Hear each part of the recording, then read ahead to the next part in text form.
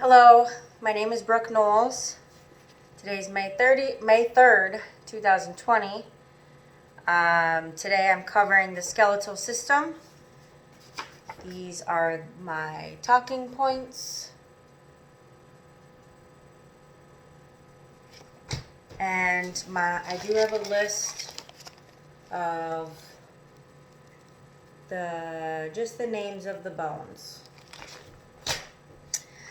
So, the main components of the skeletal system are the axial skeleton, which is the skull, the thoracic cage, and the vertebral column.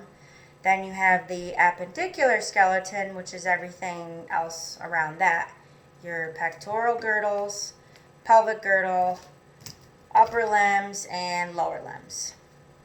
Bones in the skeletal system are classified by shape. So you have sutural bones in the skull. You have pneumatized bones. These are the ones that are wholly filled with air pockets. The sphenoid bone is an example. You have short bones. An example is your carpals. You have irregular bones, like your vertebrae. You have flat bones. Your skull bones are flat bones. Long bones, long and slender, humerus, femur. Sesamoid, small, round, flat. The patella is an example. Short, irregular, flat, long. Yeah, and that's it.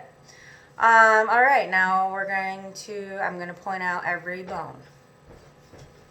So starting with the skull. Now I'm going to move this closer. Okay.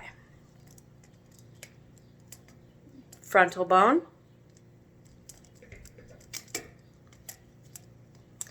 Temporal bone.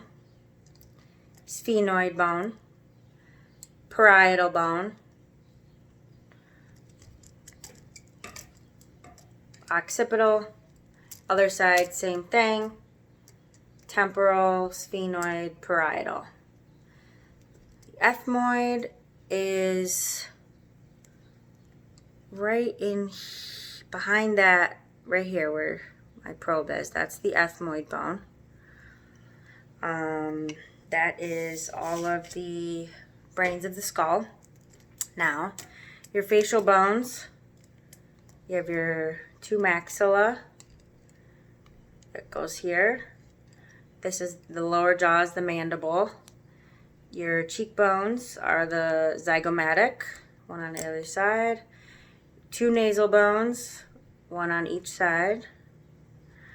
The vomer you can't really see in this skeleton, but it would be right down in here.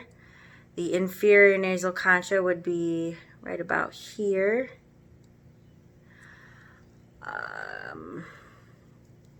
Right in front of this line that I drew would be the lacrimal. Whoops, right there. I said the vomer, nasal bones, inferior.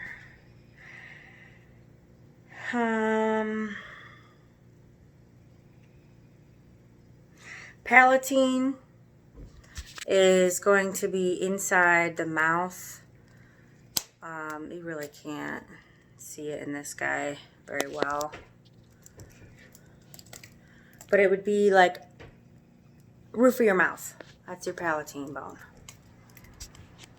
The hyoid bone is not on this guy, but it would sit right about here, and it floats. It doesn't articulate with other bones. It's there for muscle attachment, ligaments, tendons. It's like right there. And then you have some auditory ossicles that are floating around in the temporal bone. Can't see those on this guy either. Okay, now we will do the vertebrae. So, starting at the top, you have your cervical vertebrae, 1 through 7. You have your thoracic vertebrae 1 through 12, your lumbar vertebrae 1 through 5. Get a little closer. This here is your sacrum. This is your coccyx. You have your ribs. The first 7 are your true ribs. Your sternum is here. 8 through 10 are your false ribs, and then you have, these are your 2 pairs of floating ribs. You can see that they go from the vertebrae, they don't come up and around, they just float.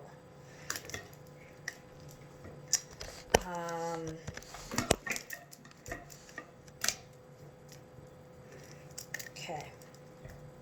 Pectoral girdle here. You have clavicle,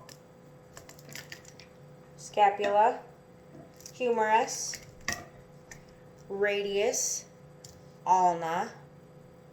Now, I gotta get close for this. Your carpal bones, which are your wrist bones.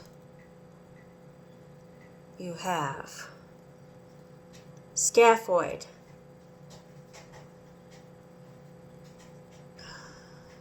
lunate, triquetrum, pisiform, trapezium, right under the thumb, trapezoid, capitate, hamate, over here by the pinky.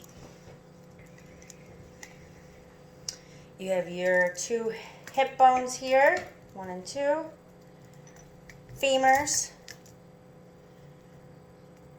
Front inside bone on the shin is your tibia. The outside one is the fibula. Now, this